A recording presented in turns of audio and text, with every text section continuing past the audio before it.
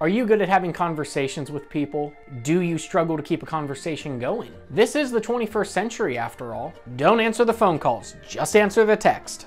People that struggle to have conversation always find themselves redirecting conversation to the weather. And what a wonderful piece of conversation it is to carry with people. It's like the automatic cop-out that people refer to when they just go blank. I've walked through the streets of Baltimore and now Pittsburgh. In those moments of crossing homeless people or crack daddies, they think they are the masters at starting conversation with random people. Wonderful weather we're having, huh? Yeah. Sure hope those clouds cover that sun. It's gonna be hot, hot, hot. Can I have $4 for crack? And asking people about the weather is done by everyone. It is not just a conversational transition to hide not having a follow-up. It is a lifestyle to sit in front of the TV on a Saturday afternoon and watch things like the Weather Channel. This is most common in older people. The Weather Channel makes watching a hurricane on the other side of the country like watching the damn Super Bowl. Older people want to see the weather. Why do they need to know the barometric pressure in Iowa right now? I don't know. The older generations are supposed to be our elders and we're supposed to look up to them and all that shit. But if the pinnacle of our 60s and beyond is to stare out a window or watch the Weather Channel, sell your houses. You will bring the housing market back so us younglings can afford a house in our 30s. Older people put wind chime things on the top of their house to figure out what the wind's gonna do that day. They have goofy little iPad things that tell you the weather on the wall in their house. They watch the weatherman under a microscope. And it's not just old people, and it's not just used as a cop-out for conversation. We have apps on our phone that tell us the weather 24/7. iPhones have that goofy sun app that's always wrong. Google phones have Google, which sometimes can be sort of accurate. You can also download apps like the Weather Bug, the Weather Channel. You can pay a subscription to an app that lets you see a live radar 24/7. Have you ever just looked out a window in your entire life? Just open the door a little, put your hand out and feel what the air temperature is like. And my favorite is when people check their phone as they are out in the elements to see if the weather is accurate. Wow, my phone says it's 86 outside.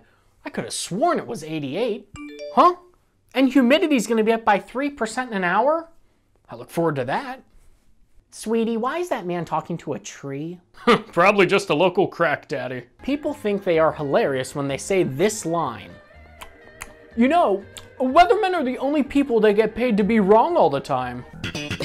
They are not Jesus. They do not pull out the magical orb and look into the heavens and pull out the answer for you. And last time I checked, your front office desk job takes place inside at a dental office, Patricia. The one thing I will say about meteorologists that I do like is that they do not give two shits about anything. The weather forecast on the local news is the Wild West. Meteorologists on the news are like gym teachers that are not fit, or a counselor at a school that they graduated from. They never expanded their horizons and moved on. The school needed to fill a position and they got desperate.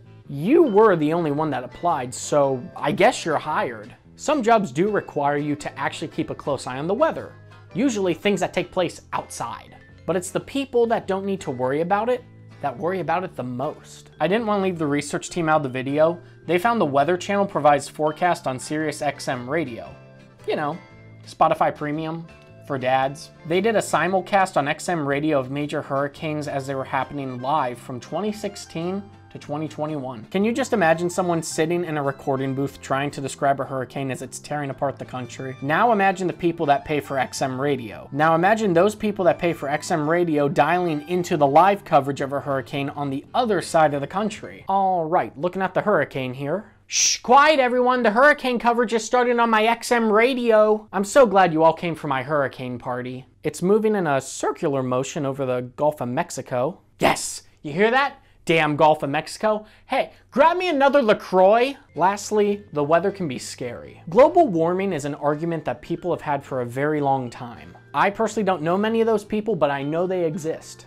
California's on fire most of the time, and Canada's had its share of it as well, and the smoke that comes off of it has spread into the sky and made most of North America very hazy. The ice caps are melting, tornadoes in the Midwest, smog above China from the manufacturing plants. The locusts have ruined the crops. We continue to see these oddities and pollution emerge, and it gets us closer and closer to the WALL-E scenario. Elon Musk saw that movie and said, hell yeah, we're gonna be inhabiting Mars. To finish this forecast, we all correlate with the weather, whether we like it or not. We talk about it with each other. We look at it on our phones. We look at predictions and projections. Some of us are crazy enough to host a hurricane party, invite all of our friends over, listen to an alcoholic describe a hurricane to us while listening to it on a paid premium subscription radio app. Bitchy people complain about it, regular people deal with it, and old people, they just live for it.